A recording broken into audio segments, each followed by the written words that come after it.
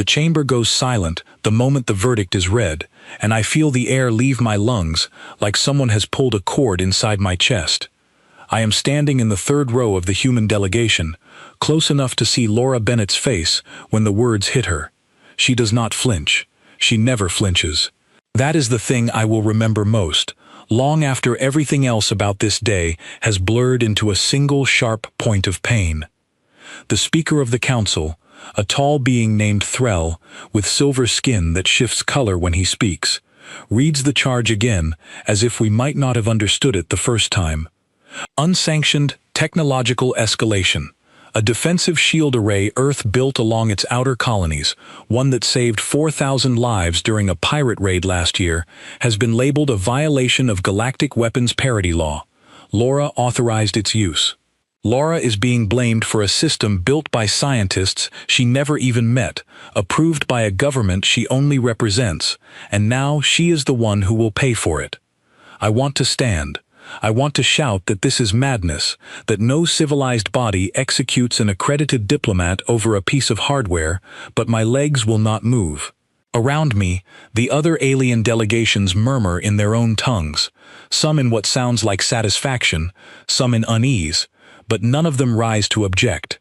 300 years of careful diplomacy, and this is where it ends, in a chamber full of silence and cowardice. Laura turns her head, just slightly, and finds me in the crowd. Her eyes are calm, too calm. She mouths 3 words to me, slow enough that I can read them even through the haze in my mind. Tell them what we are. I do not understand what she means. Not yet. 2 enforcement drones, sleek black spheres with no visible weapons but every reason to be feared, descend from the chamber ceiling and flank her. She does not resist.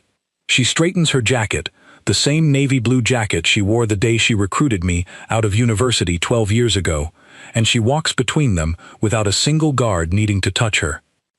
I try to move toward the aisle. A hand grips my arm. It belongs to Nathan Cole, our chief of security, a broad-shouldered man who has kept us alive through 2 assassination attempts and 1 attempted kidnapping on a mining station 3 years ago. His grip is iron. "Do not," he says, very quietly. "Not here. Not now." I want to ask him what he means, but the doors at the far end of the chamber open, and Laura disappears through them, flanked by drones, her back straight, her steps even. She does not look back. The council does not pause for grief. Threll moves immediately to the next item on the agenda, something about mineral rights in a system I have never heard of, as if a woman's life was simply a line item to be checked off before lunch. The other delegates begin murmuring again, shifting in their seats, some already reaching for their translation devices to catch up on whatever comes next. I sit there for I do not know how long, minutes, maybe longer. The world has narrowed down to a tunnel, and at the end of it is a closed door that Laura Bennett walked through and will not walk back out of. Nathan pulls me up eventually. His voice is low, urgent, the voice he uses when there is a threat he has not yet named. "We need to leave," he says, "now, before they decide we are next." I follow him out through a side corridor, my body moving on instinct while my mind stays behind in that chamber, replaying the moment the verdict was read. The corridor is narrow, lined with strange blue lighting that always made me faintly nauseous during my years stationed here. Today it feels like walking through the inside of a wound. Outside, our transport is waiting, a modest shuttle that has always been deliberately unremarkable, blending in among 100 other vessels from smaller, less significant worlds. That was always the point. Earth learned early that standing out invited trouble, so we made ourselves small, quiet, forgettable. I never questioned why until this exact moment, watching Nathan scan the boarding ramp with tight, controlled movements, as if he expects an attack at any second. Once we are inside and the hatch seals behind us, I finally find my voice again. "They executed her," I say, and the words sound insane even as I speak them. They actually executed her. Nathan does not answer right away. He is entering coordinates into the navigation console with quick, practiced fingers, his jaw tight enough that I can see the muscle working beneath his skin. "I know," he says finally. I watched the same thing you did. Why aren't you furious? I ask. My hands are shaking. I press them flat against my knees to make them stop. Why is everyone acting like this is normal? He looks at me then, and there is something in his expression I have never seen before. Not fear exactly. Something colder. Something that has been waiting a very long time to arrive. Because I already know what happens next, he says. And it is not going to be quiet. The shuttle lifts off the platform, and through the small viewport, I catch one last glimpse of the council spire, gleaming white against a lavender sky, home to 1,000 species who believe they understand humanity. I think of Laura's last words to me, tell them what we are. I still do not know what she meant, but something in Nathan's voice tells me I am about to find out, and that whatever it is, it will change everything. We do not speak again until we reach orbit, where a larger vessel waits to carry us home, an unassuming cargo hauler that I now realize, looking at the tension radiating from every crew member aboard, was never really a cargo hauler at all. Nathan leads me to a private cabin and closes the door behind us, and for the first time since the verdict was read, he lets his composure crack, just slightly, just enough for me to see the anger underneath. They knew this would happen, he says.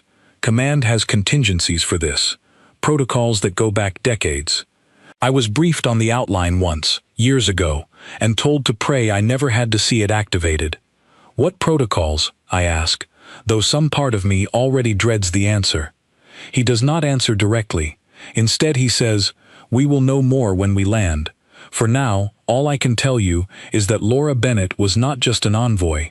She was the trigger, and someone just pulled it. I spend the rest of the journey staring out at the stars, feeling smaller than I have ever felt in my life, while somewhere back on that gleaming white spire, the Galactic Council continues its business as if nothing at all has happened. As if a life has not just been taken over a piece of defensive technology built to protect innocent people. As if humanity will simply accept this and move on, the way we always have, the way they have always expected us to. But Nathan's words keep circling in my mind, refusing to settle. She was the trigger, and someone just pulled it. I do not sleep during the transit home. Every time I close my eyes, I see Laura's calm face, her steady steps between the drones, her lips forming those 3 final words. Tell them what we are. I turn the phrase over and over, searching for meaning, but it stays just out of reach, like a word on the tip of my tongue that will not come. When Earth finally appears on the viewport, blue and achingly familiar, I feel no comfort, only a growing certainty that the world I am returning to is about to become very different from the one I left behind 3 years ago when I first took this posting. Nathan stands beside me as the planet grows larger, his eyes fixed and distant, and for the first time I notice that his hands, usually so steady, are clenched at his sides. Whatever happens next, he says quietly, almost to himself, remember that this was not our choice. They made it for us the moment they took her from that chamber. I do not respond. I only watch the blue and green world grow larger in the dark, wondering what waits for me on the ground, and whether I am ready to finally learn what we are. The landing bay at the Unified Earth Assembly headquarters is louder than I expect, full of moving vehicles and shouting technicians. But the moment Nathan and I step off the shuttle ramp, everything around us seems to quiet down, as if the entire base already knows why we have returned early, and without Laura Bennett. A young officer meets us at the base of the ramp, her face pale, her clipboard trembling slightly in her hands. Grace Doyle, her name badge reads. She does not ask questions. She only says, "They are waiting for you in the High Council room, both of you, immediately," and then turns and walks briskly ahead of us, not once looking back to see if we follow. We follow. The corridors of the assembly building are usually filled with idle chatter, aides carrying files, diplomats arguing over trade policy in hushed voices. Today, there is none of that. Everyone we pass moves quickly and quietly, eyes down, as if speaking too loudly might shatter something fragile that is holding the building together. I feel the weight of every silent glance directed at me, the man who watched an execution and lived to describe it. Grace leads us through a final set of reinforced doors, and I find myself standing in a room I have only ever seen in briefing photographs. The High Council room is smaller than I imagined, a circular chamber with a long table at its center, occupied by faces I recognize from years of news broadcasts and classified briefings. Admiral Owen Marsh sits at the head of the table, his silver hair cropped short, his expression unreadable. Beside him sits Defense Secretary Claire Whitfield, her hands folded tightly in front of her. Around the table are generals, scientists, and two people I do not recognize at all, dressed in plain gray suits that somehow feel more intimidating than any uniform. Nobody speaks as we enter. Nathan gives a small nod toward Marsh, the kind of gesture shared between men who have worked together for years without needing words, and then gestures for me to take the empty seat near the end of the table. I sit. My hands are still shaking slightly, though I try to hide it beneath the table's edge. Admiral Marsh is the first to speak, and his voice is calm in a way that unsettles me more than shouting would have. "Tell us exactly what you witnessed," he says. "Every detail. Do not soften anything for our comfort." So I do. I describe the chamber, the silver-skinned speaker named Threll, the charge of unsanctioned technological escalation, the drones descending from the ceiling, Laura's calm walk between them, her final words to me. When I repeat those 3 words, "Tell them what we are," something shifts in the room. Several officials exchange glances. Secretary Whitfield closes her eyes briefly, as if she has been dreading hearing exactly that phrase. Marsh leans back in his chair. His expression does not change, but something behind his eyes hardens. "She knew," he says quietly. "She knew this might happen, and she left him that message anyway. That is exactly like her." I look between the faces at the table, my confusion deepening. "What does it mean?" I ask. "What is she telling me to tell them?" Nobody answers immediately. The silence stretches long enough that I begin to feel like an intruder in a conversation everyone else has already had 100 times before. Finally, one of the gray-suited officials speaks, a woman with sharp eyes and an even sharper voice. Her nameplate reads Director Megan Ashworth, and something about her tone tells me she holds more authority in this room than her plain clothing suggests. "Ambassador Grant," she says, addressing me directly for the first time, "what you witnessed today was not simply the execution of a diplomat. It was the activation of a contingency that this government has maintained in complete secrecy since before you were born." I feel a chill settle over me. "What contingency?" I ask. Admiral Marsh answers this time, his voice low and even. "It is called Eradication Protocol," he says, "and it has exactly one trigger condition. If the Galactic Council ever executes an accredited human envoy without lawful and proportionate cause, the protocol activates automatically. There is no vote required, no debate, no recall option. It has already begun." The words hang in the air like smoke. I stare at him, waiting for some clarification, some softening of what he has just said, but none comes. "What does that mean, practically?" I ask, my voice smaller than I intend it to be. "What actually happens now?" Secretary Whitfield answers this time, and her voice carries the weight of someone who has spent years hoping she would never have to say these words aloud. "It means our fleets are already moving," she says. "Fleets that the Council, and frankly most of our own population, do not know exist in their current form. It means every ship we have kept quietly hidden behind the appearance of a modest, unremarkable species is now converging toward Council territory." I feel my stomach drop. "This cannot be real," I say. "We cannot go to war over one execution, no matter how unjust it was. There must be another way, some diplomatic channel, some appeal." Director Ashworth shakes her head slowly. "There is no appeal built into this system, Ambassador. That is precisely the point. Humanity spent decades presenting itself as harmless, cooperative, technologically modest. We let the galaxy believe we were still catching up to their standards, still grateful simply to have a seat at their table. That perception was never accurate, and it was never accidental.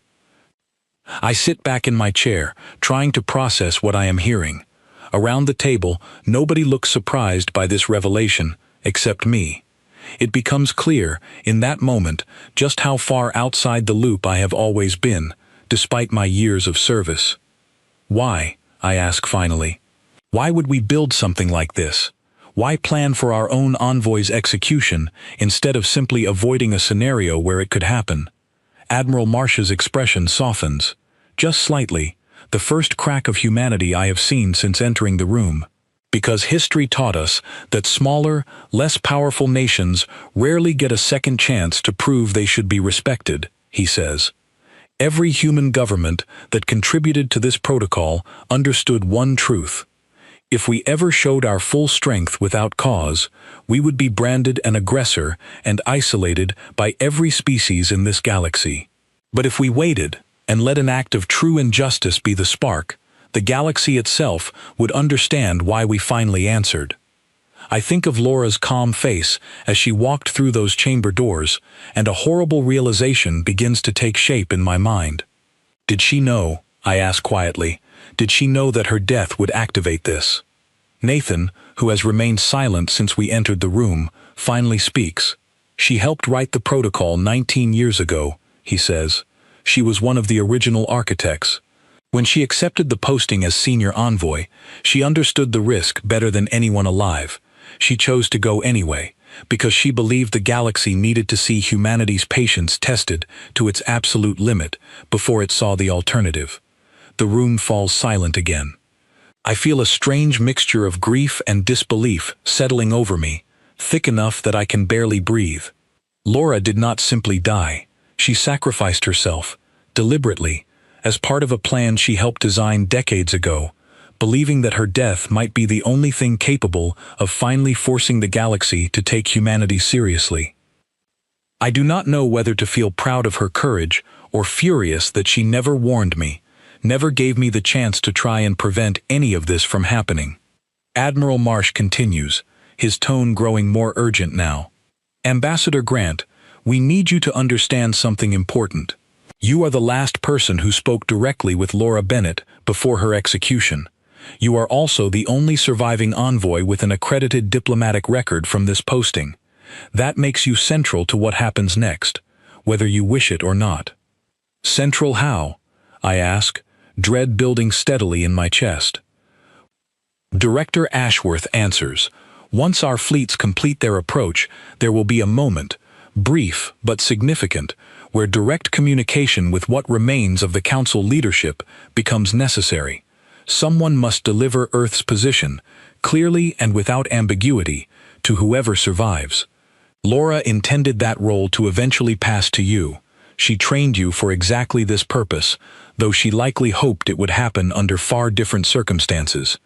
I feel the full weight of what she is suggesting pressing down on my shoulders.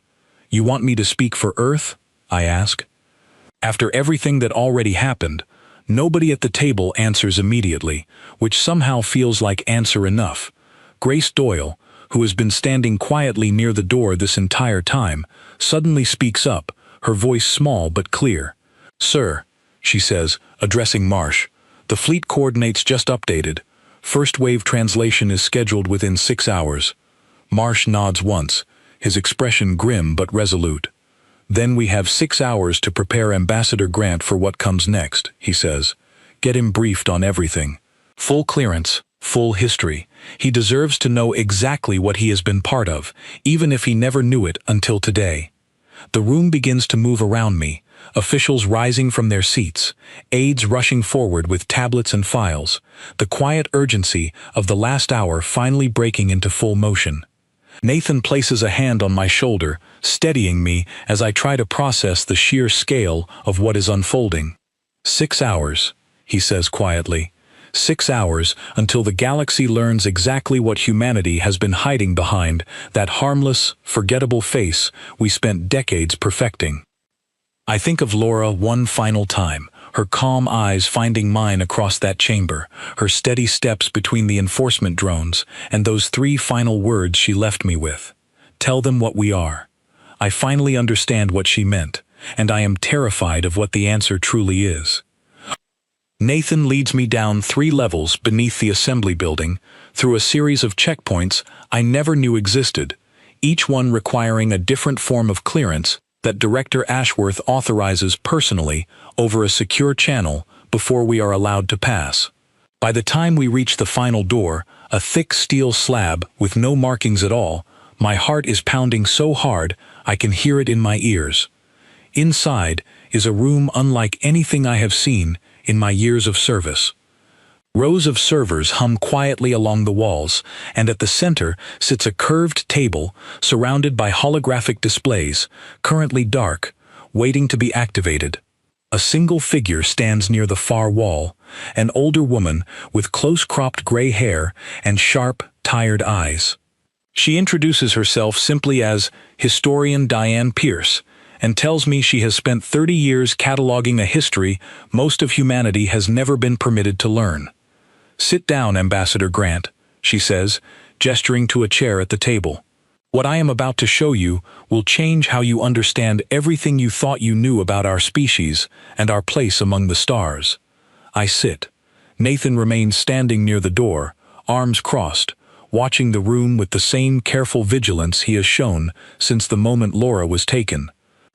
Diane activates the first display, and an image appears, grainy and old, showing a human research vessel drifting near the edge of what I recognize as one of the earliest contact zones between humanity and the wider galaxy. "This was recorded 83 years ago," she says. "It was humanity's first true encounter with an advanced spacefaring species, decades before the Council ever acknowledged our existence." I frown, confused. "I was taught that first contact happened only 40 years ago," I say. "That is the official record every schoolchild learns." Diane's expression does not change. "The official record was written for public consumption," she says. "The truth is considerably older and considerably more difficult. When our ancestors first encountered an advanced species, we were not welcomed. We were nearly exterminated." The image shifts, showing wreckage scattered across a debris field, human vessels torn apart, the remains of a colony that I have never once heard mentioned in any history lesson. A cold weight settles in my stomach. "They came without warning," Diane continues. "A minor faction, testing whether our solar system held anything worth claiming. Our defenses were nothing compared to theirs. We lost an entire outer colony before our government even understood what was attacking us. It took years to recover, and longer still to understand that this would not be the last time something like it happened." I feel sick, staring at the wreckage on the display. Why was this hidden, I ask? Why would anyone bury something this significant? "Because the survivors made a choice," Diane says. "They chose not to broadcast their weakness to the rest of the galaxy. Instead, they began building, quietly, patiently, for decades. Every technological advance humanity has made since that day has been shaped by one guiding principle. Never again would we allow ourselves to be caught unprepared. And never again would we reveal the true extent of what we were capable of until the moment it truly mattered." She activates another display, this one showing schematics I barely understand, intricate diagrams of propulsion systems, energy shielding, weapon platforms far beyond anything I have ever seen catalogued in official Earth defense briefings. "Over the following decades," Diane explains, "our scientists achieved breakthroughs that we deliberately chose never to share, not even with our closest allies within the Council. Every ship humanity presented publicly was intentionally understated, built to appear only slightly more advanced than our supposed technological level. Meanwhile, our true fleets were constructed in secret, hidden behind asteroid fields, buried beneath ice moons, disguised as unremarkable research stations. I think back to the shuttle that carried me and Nathan away from the Council homeworld, its deliberately plain design, its unremarkable engines. I think of every human vessel I have ever seen presented to Council inspectors during trade negotiations, always slightly behind the curve, always just modest enough to avoid suspicion. It was never an accident, I say slowly, understanding dawning on me at last. Every ship we ever showed them was a lie." Diane nods. A necessary one, she says, because the moment another civilization believes you are dangerous, they begin planning around that danger. Alliances form. Suspicion spreads. We could not risk that, not while we were still vulnerable in so many other ways. So we let them believe we were harmless, grateful, small, and we let that belief protect us while we grew, quietly, into something far greater than anyone realized. Nathan finally speaks from his place near the door. I was part of the team responsible for maintaining that deception at an operational level, he says. For 12 years, I coordinated logistics designed specifically to keep our true fleet strength hidden from council inspectors. Every readiness drill, every supply shipment, every diplomatic visit was carefully staged to reinforce the narrative that humanity remained years behind galactic standard. I look between them, my mind racing to process the scale of what they are describing. And Laura knew all of this? I ask. Diane's expression softens slightly. Laura Bennett helped design much of it, she says. She was recruited into the highest levels of strategic planning early in her career, long before she ever became an envoy.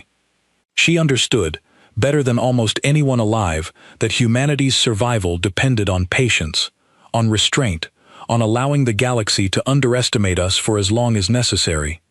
But she also understood something else, Nathan adds quietly. She understood that restraint alone would never be enough.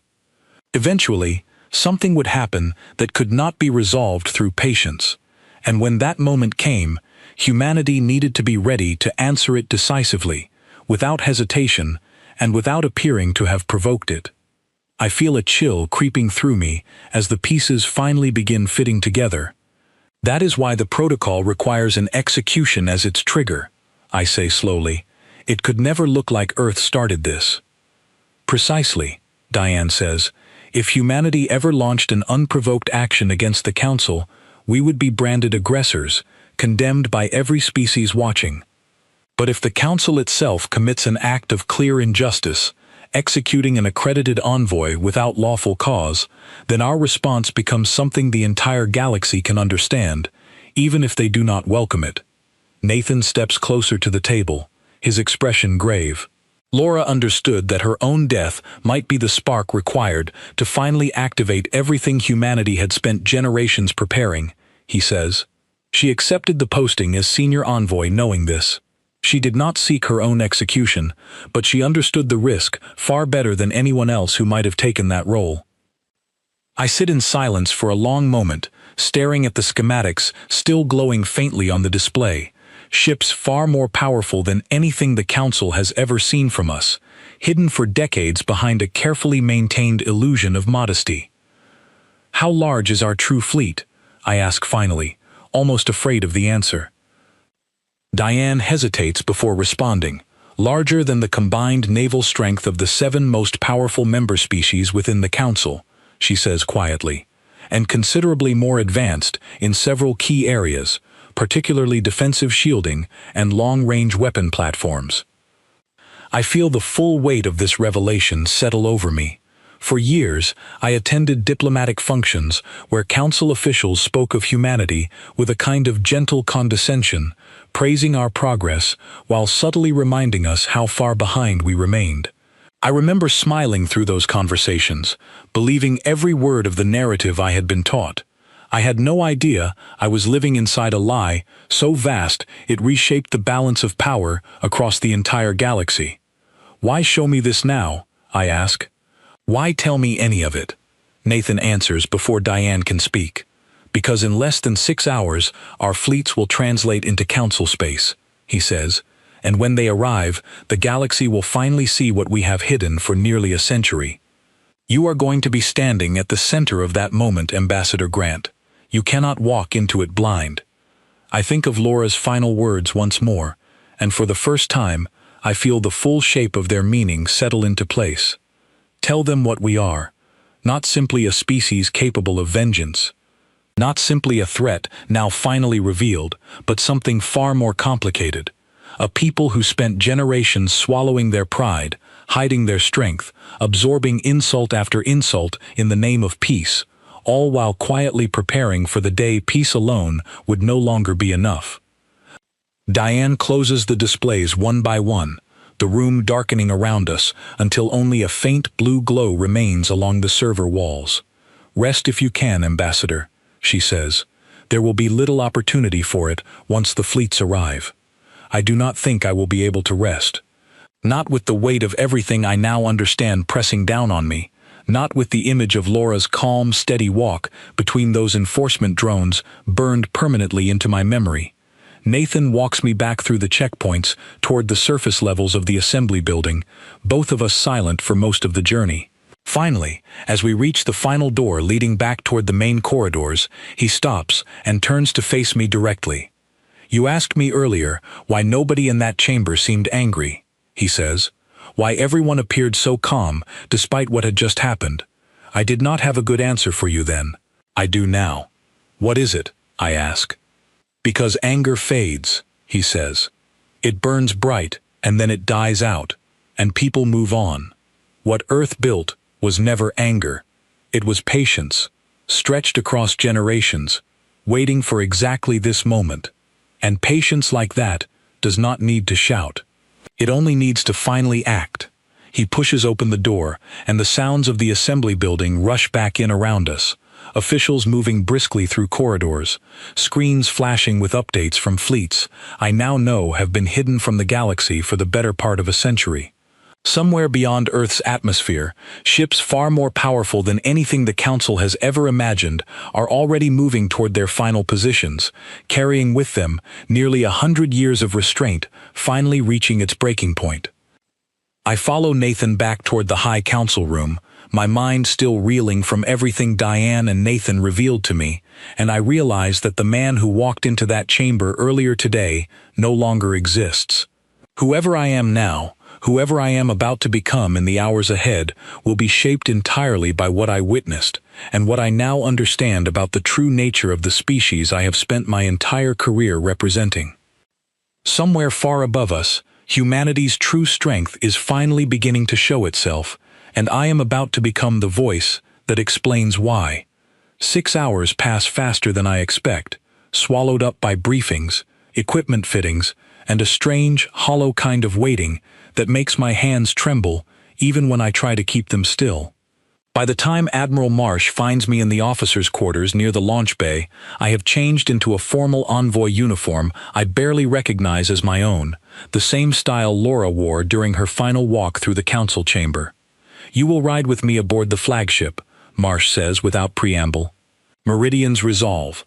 You will observe from the command deck, and when the moment comes, you will speak for Earth. Are you ready?" I am not certain I will ever feel ready, but I nod anyway, because there is no other answer that makes sense anymore. The transport ride up to Meridian's resolve takes almost an hour, and I spend most of it staring out at the stars, trying to steady my breathing. When we finally dock, I step aboard a vessel unlike anything I imagined humanity capable of building. The corridors are wide, humming faintly, with an energy I can feel through the soles of my boots. Crew members move with quiet efficiency, none of them speaking above a murmur, all of them focused entirely on the task ahead. Marsh leads me onto the command deck, a vast circular room ringed with display screens showing star charts, fleet positions, and constant streams of data scrolling faster than I can read. At the center stands a raised platform where Marsh takes his position, gesturing for me to stand just behind him, close enough to see everything unfold. "Fleet status," he calls out, his voice carrying easily across the deck. A young officer at the primary console responds immediately. "All formations report ready, sir." Translation window opens in 4 minutes. I feel my pulse quicken. 4 minutes until humanity's true strength becomes visible to the entire galaxy for the first time in nearly a century. Nathan appears beside me moments later, having boarded through a separate transport, his expression unreadable but focused. He says nothing, simply stands at my side, a silent reminder that I am not facing this moment entirely alone. The countdown continues, the numbers on the main display ticking downward with a steadiness that feels almost cruel, given the weight of what they represent. I think of Laura one final time, her calm eyes, her steady steps, her 3 final words, and I hold on to them like an anchor as the countdown reaches its final moments. Translation in 10 seconds. The young officer calls out. 9, 8. I grip the railing in front of me, my knuckles turning pale. 3, 2, 1.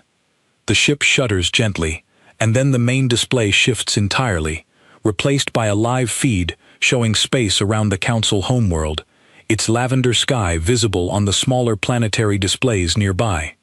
Ships begin appearing across the screen, one after another, emerging from translation in perfect formation, more vessels than I have ever seen gathered in one place, their designs sleek and unfamiliar, nothing like the modest ships Earth has always presented to the wider galaxy. I hear murmurs ripple across the command deck as officers confirm formation integrity, energy signatures, shield status. Everything reports nominal. Everything reports ready. On the smaller display showing Council communications, I watch chaos erupt almost instantly. Alarms flash across alien command centers. Voices overlap in a dozen different languages, all carrying the same unmistakable tone of confusion and rising alarm. I watch a Council defense fleet, the same one that so often paraded confidently past human envoys during diplomatic functions, scramble into a hurried and disorganized formation, clearly caught entirely unprepared. They still do not understand what they are looking at, Marsh says quietly, more to himself than to anyone else. They believe this is simply a larger version of the ships we always showed them.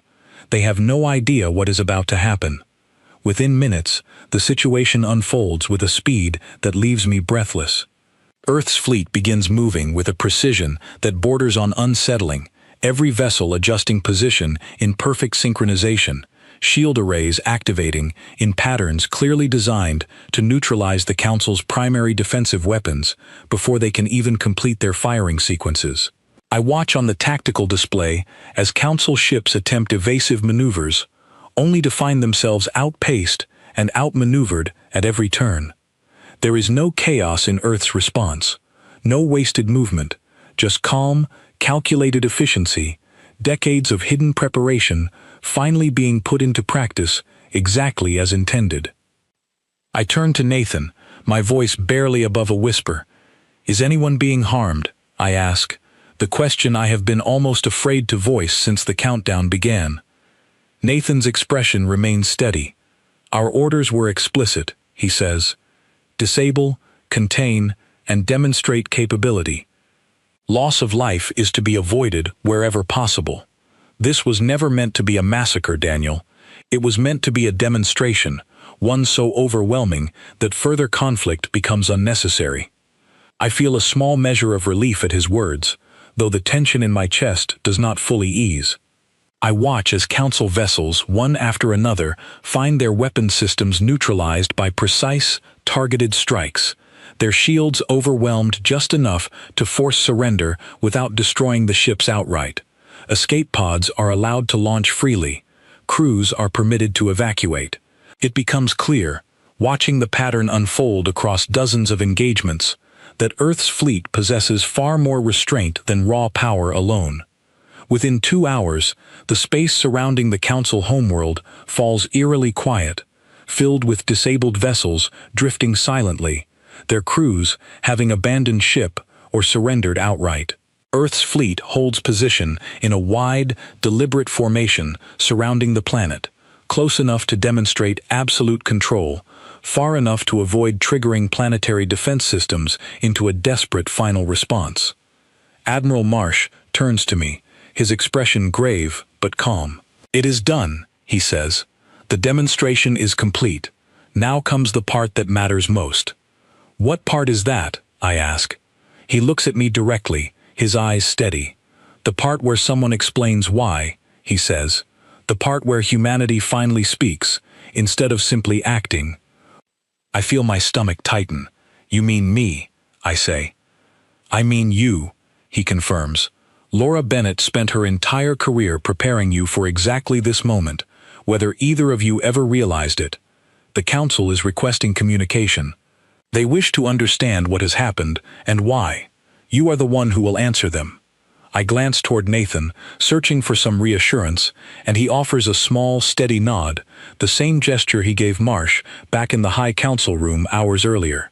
I remember Laura's calm face, her steady steps, her 3 final words, and I feel something inside me settle into place, quiet and resolute. I am ready, I say, and for the first time since the verdict was read in that chamber, I actually believe it. Marsh gestures toward a communication console at the edge of the command deck, where a young technician waits, fingers hovering over the controls, ready to open a direct channel to whatever remains of the council leadership below. Around me, the command deck falls silent, every officer turning to watch as I step forward, the weight of an entire species now resting, however briefly, on the words I am about to speak. The technician looks toward me, waiting for my signal. I take a breath, steady myself, and nod. The channel opens. The main display flickers, and an image resolves into view, showing a chamber I recognize instantly, the same circular room where Laura Bennett stood only hours ago, though it looks different now, half-lit, several seats empty, the calm order of the place replaced by visible disarray.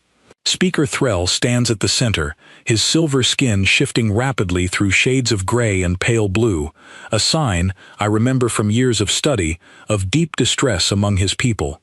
Around him, surviving council delegates stand in loose clusters, their expressions ranging from fear to open hostility.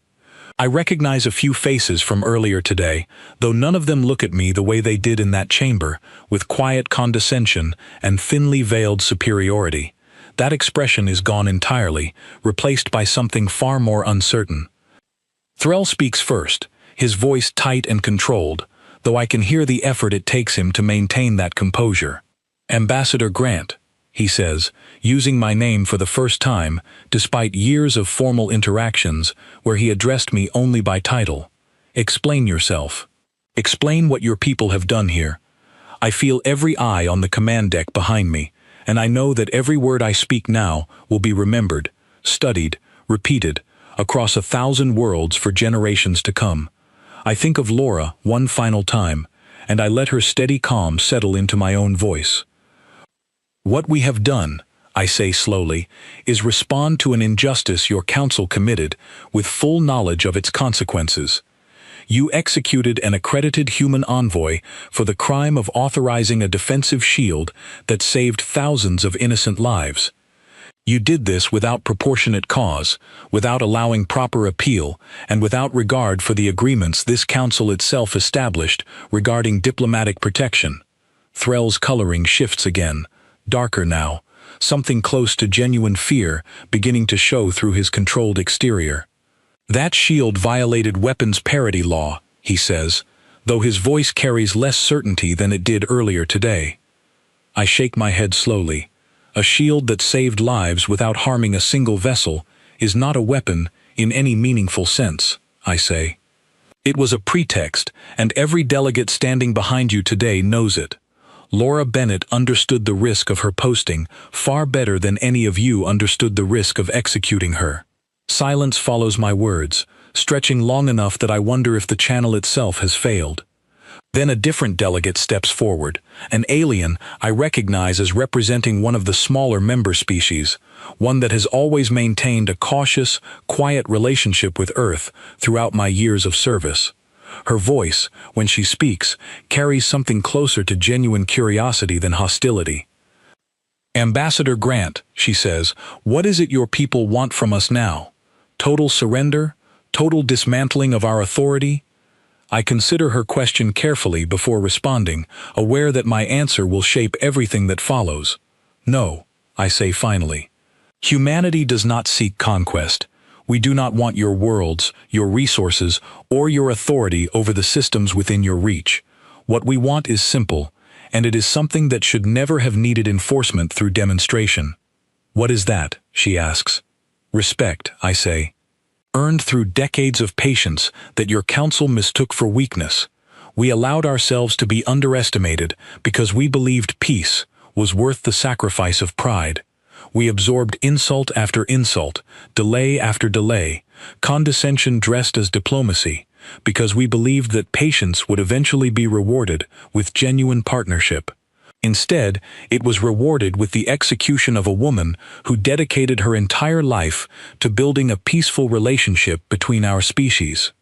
Threll's coloring shifts once more, and this time I recognize something close to shame beginning to surface beneath his fear. "We did not know," he says quietly. "We did not understand the scale of what your species had built. We believed humanity remained years behind galactic standard. That belief was never accurate," I say, "and it was never meant to be. We chose to let you believe it, because revealing our true capability too early would have painted us as a threat rather than a partner. But there is a difference between quiet strength and hidden malice, Speaker Threll. We never intended to use what we built unless forced to. Today, you forced our hand." The chamber falls silent again, delegates exchanging uncertain glances, clearly grappling with the reality that the species they dismissed as harmless newcomers has, in fact, held restraint over them for the better part of a century. "What happens now?" Threll asks finally, his voice smaller than I have ever heard it. I glance briefly toward Admiral Marsh, who gives a small, approving nod, silently confirming that I am free to continue speaking on behalf of Earth without further guidance. "Now," I say, turning back toward the display, "your council will formally acknowledge that Laura Bennett's execution violated the very laws this body claims to uphold. Her name will be entered into permanent record as a diplomat wrongfully executed, not as a criminal justly punished. Beyond that, humanity does not seek reparations, nor punishment beyond what has already occurred here today. We seek only a new understanding, one built honestly, without illusions on either side." A murmur ripples through the surviving delegates, some clearly relieved, others still visibly shaken by the display of power still hovering silently in orbit above their homeworld. Threll studies me for a long moment before finally speaking again. "And if we refuse this acknowledgement," he asks, though his tone suggests he already suspects the answer. I do not raise my voice, nor do I allow any anger to creep into my tone, because I understand that Laura would not have wanted vengeance shaping this moment. I simply speak the truth as plainly as I can. Then we will know, without any remaining doubt, that this council values pride over honesty, even after witnessing exactly what its dishonesty has cost, I say, and we will proceed accordingly, though I sincerely hope it will not come to that.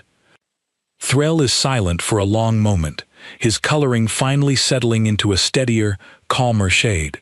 Then he inclines his head slightly, a gesture I recognize from years of diplomatic study as a formal acknowledgement among his people, rarely offered and never taken lightly. "The Council will review the circumstances of Ambassador Bennett's execution," he says finally, "formally, publicly, and her record will be corrected to reflect the truth of what occurred here today." I feel something loosen in my chest, a tension I did not fully realize I had been carrying until this exact moment. "Thank you, Speaker Threll," I say. "That is all humanity has ever truly wanted: acknowledgement, honesty, and the respect that comes from being seen clearly, rather than dismissed." The channel closes shortly after, the display returning to the tactical overview of the fleets, still holding position above the Council homeworld. Around me, the command deck remains quiet, though I can sense a shift in the atmosphere, something closer to cautious relief replacing the tension that has gripped every officer since the countdown began, hours earlier.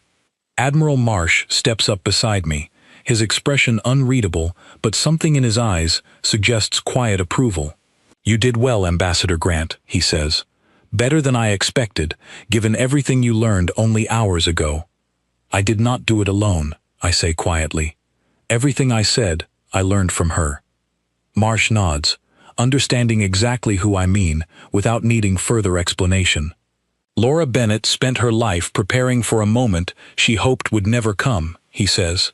"But when it did, she made certain the right person would be standing where you stood today."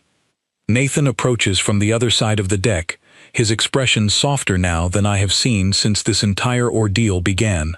"It is not over," he says quietly. "Trust like this does not rebuild overnight. But it is a start, perhaps the first honest one our two peoples have shared in decades." I nod, understanding the truth in his words. In the days and weeks that follow, I know there will be difficult negotiations, uneasy compromises, and long stretches of cautious distance between our peoples as both sides adjust to a relationship no longer built on illusion. Earth will not become an empire, will not seek to dominate the worlds it could now easily overpower. But neither will it ever again allow itself to be dismissed as harmless, forgettable, or unworthy of genuine respect.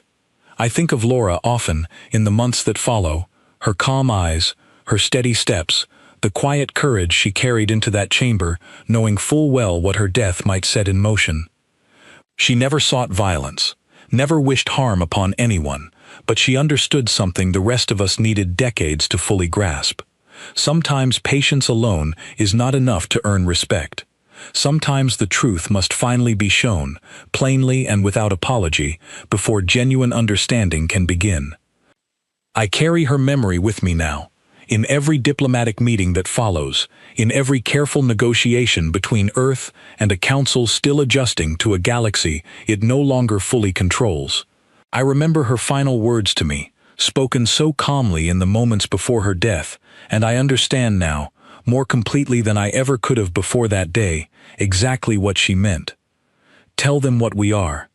We are not conquerors, and we never wish to be.